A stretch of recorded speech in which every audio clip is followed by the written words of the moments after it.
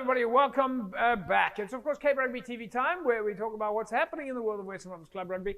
It's fantastic to have you along. We hope that you are staying warm. We trust that you are sitting in your lounge watching the show.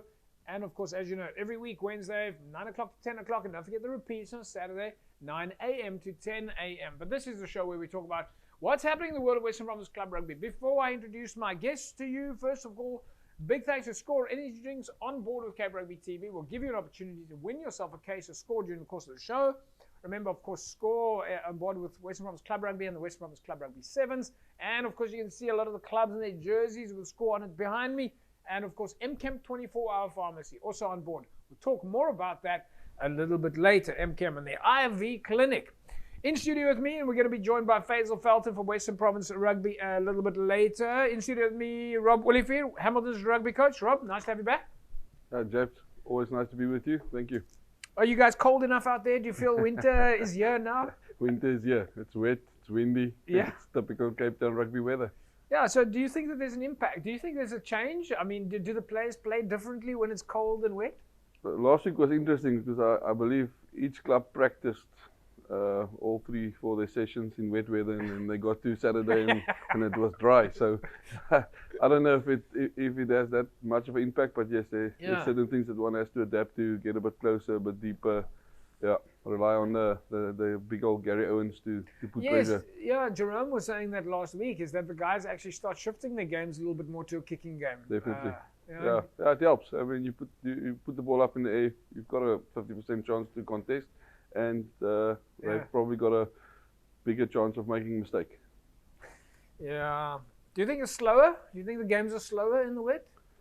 If I look at the scores of the past weekend, which was maybe not in wet games, but I don't think the scores are getting closer. I think the game in its total is close, but some of these outside backs are quick. They score if it's wet or dry. Doesn't matter. All right, folks, so we're going to take a look at some of the outside backs who are scoring, whether it's wet or dry. We've got a couple of games for you tonight. Sk Walmers against Tygerberg, Unimil against St. George's, Falsebay Hamiltons, and of course, Kales River against Brackenfell. But let's go to our first game. Here are some of the highlights. Sk Walmers against Tygerberg.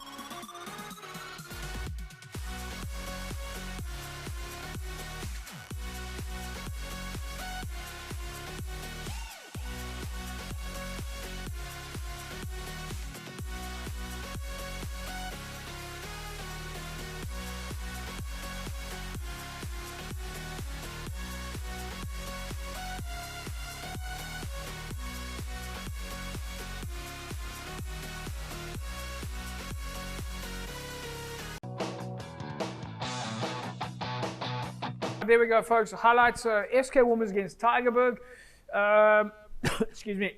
Final result there: Tygerberg, Tita walking away with a big result, 40 points to 20. Rob, well, there you go. Like you said, the numbers are not getting any smaller. James, these two teams have speed on the outside. They've got some big runners that create space. The ball goes through the hands here unbelievably. A few guys that can step left and right and converts the opportunities into points. So one of the things we spoke about last week was that Tygerberg needed to grab every point possible at the moment. They had 8 games on the log. SK Walmers have still got quite a few games in hand. They've only played 5 so far. So Tygerberg will be happy with this result to put in the bank. Definitely. Look, they've played 8. They've won 6. Yeah. They're up there. Maybe some of the games were just a win without a bonus point.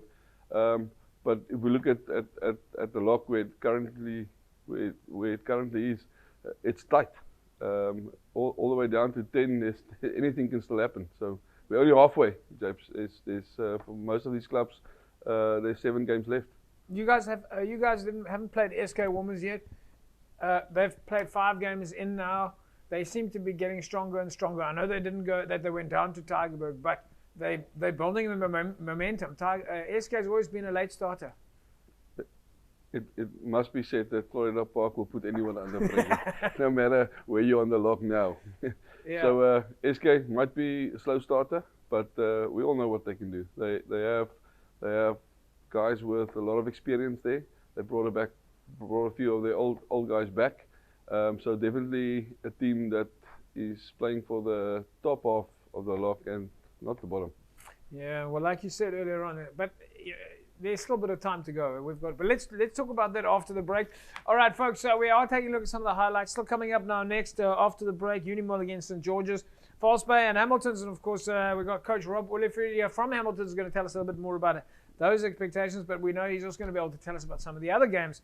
And of course, we are still going to be looking at Super League B's fixtures, results, and logs, and of course our other leagues also. So don't go away. We've still got a lot to talk about. Back in a sec.